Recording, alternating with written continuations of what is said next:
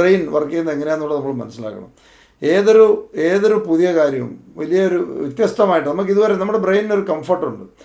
നമ്മുടെ ബ്രെയിൻ ഒരിക്കലും നമ്മുടെ കംഫർട്ട് സോൺ ബ്രേക്ക് ആകുന്ന ഇഷ്ടമല്ല. അതായത് നമുക്കിപ്പോൾ കുറച്ച് കാര്യങ്ങൾ അറിയാം. നമ്മൾ ജീവിതത്തിൽ എന്തെങ്കിലും ജോലിയോ ബിസിനസ്സൊക്കെ ചെയ്ത് ജീവിക്കുകയാണ്. നമ്മൾ ഡിഫറൻ്റ് ആയിട്ട് എന്തെങ്കിലും കാര്യം ചെയ്യുന്നത് നമ്മുടെ ബ്രെയിനിന് ഇഷ്ടമില്ലാത്തൊരു പരിപാടിയാണ്. ബ്രെയിനൊരു ഒരു കംഫർട്ട് സോൺ ഉണ്ടെന്ന് പറയും. ആ കംഫർട്ട് സോൺ ബ്രേക്ക് ചെയ്ത് കഴിഞ്ഞാൽ അന്നേരം പുള്ളി ഡിസ്റ്റർബ്ഡ് ആവും. പുള്ളി നമ്മളെ അതിൽ നിന്ന് പിന്തിരിപ്പിക്കുക, നമ്മളെപ്പോഴും ബ്ലോക്ക് ചെയ്യാനായിട്ട്, നമ്മൾ ഏതൊരു ഹയർ ഗോൾ, നമ്മളൊരു വലിയൊരു ഗോള്, ഒരു ലക്ഷ്യം ഉണ്ടാക്കി നമ്മൾ സെറ്റ് ചെയ്ത് മുമ്പോട്ട് പോകാൻ തീരുമാനിച്ചാൽ അന്നേരം അതിനെ ബ്ലോക്ക് ചെയ്യാനേ നമ്മുടെ ബ്രെയിൻ എപ്പോഴും ശ്രമിക്കുകയുള്ളൂ. അത് നമ്മൾ അറിഞ്ഞുകൊണ്ട് തന്നെ നമ്മൾക്ക് ബ്രേക്ക് ചെയ്തെടുക്കാൻ സാധിക്കണം. അത് വളരെ പ്രധാനപ്പെട്ട ഒരു കാര്യമാണ്. ഈ പണ്ടത്തെ കാലത്തൊക്കെ നിങ്ങൾക്കറിയാം, ഒരു ബസ്സിൻ്റെ ബോഡി ബിൽഡ് ചെയ്ത് വരും. ആ ബോഡി ബിൽഡ് ചെയ്യുന്നതിന് മുമ്പ് അത് ചെയ്സാണ് കിട്ടുന്നത്.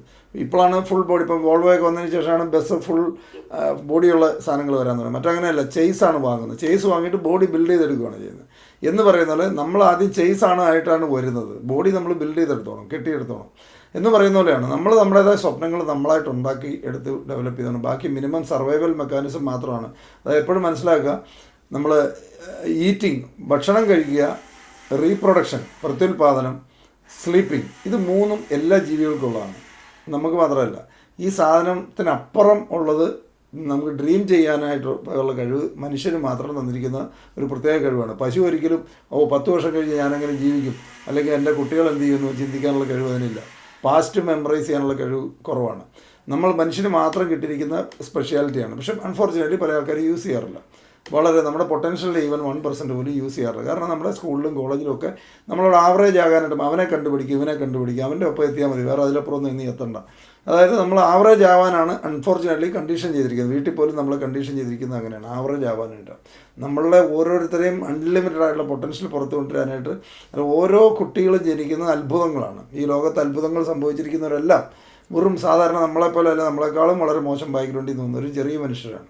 പക്ഷെ അവർ തിരിച്ചറിഞ്ഞ് അവരുടെ പൊട്ടൻഷ്യൽ തിരിച്ചറിഞ്ഞ് അവർ കെട്ടുപൊട്ടിച്ച് പുറത്ത്. അതുകൊണ്ടാണ് പലപ്പോഴും എഡ്യൂക്കേഷൻ സിസ്റ്റം മോശമാണെന്നല്ല, എഡ്യൂക്കേഷൻ സിസ്റ്റം നമ്മുടെ ലോജിക്കൽ ബ്രെയിൻ സ്ട്രോങ് ആക്കും. നമ്മളെല്ലാത്തിനെയും ആലോചിച്ച് കാരണം നമ്മളുണ്ടാക്കിയിട്ടിരിക്കുക നമ്മുടെ ബ്രെയിന് കൊടുത്തിരിക്കുന്നത് നമ്മളൊരു ആവറേജ്.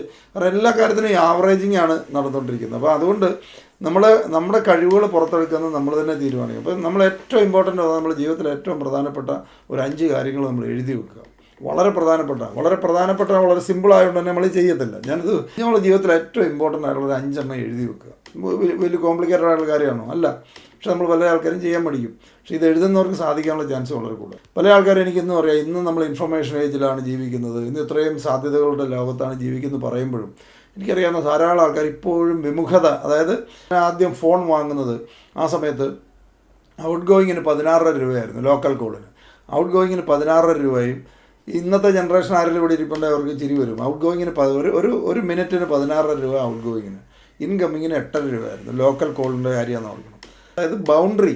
അതായത് നമ്മൾ പണ്ട് സിംഗപ്പൂരോ അല്ലെങ്കിൽ മറ്റേതെങ്കിലും രാജ്യത്തേക്ക് ഒരാളോട് സംവദിക്കണമെങ്കിൽ അവിടെ ചെല്ലണമായിരുന്നു. അവിടെ ചെല്ലേണ്ട സമയത്ത് ഇന്ന് ബൗണ്ടറി മുഴുവൻ ബ്രേക്കായി, അതിരുകൾ ബ്രേക്കായ ലോകത്താണ് നമ്മൾ ജീവിക്കുന്നത്. പല ആൾക്കാർക്ക് ഇപ്പോഴും അറിയില്ല. അതിരുകൾ ബ്രേക്കായ ഒരു ലോകത്ത് നമ്മൾ ജീവിക്കുമ്പം ഇവിടെ ഇരുന്ന് നമ്മുടെ വീട്ടിലിരുന്ന് ഫാൻ്റെ അടിയിലിരുന്ന് ലോകത്തിനോട് മുഴുവൻ സമ്മതിക്കാം.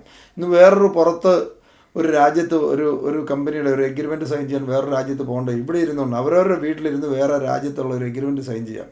ഈ കാലത്താണ് നമ്മൾ ജീവിക്കുന്നത്. പക്ഷേ ഇനിയും ആൾക്കാർ ഇങ്ങനത്തെ ഒരു ഫെസിലിറ്റി ഉപയോഗിക്കാൻ ഇനിയും നമുക്ക് മടിയാണ്.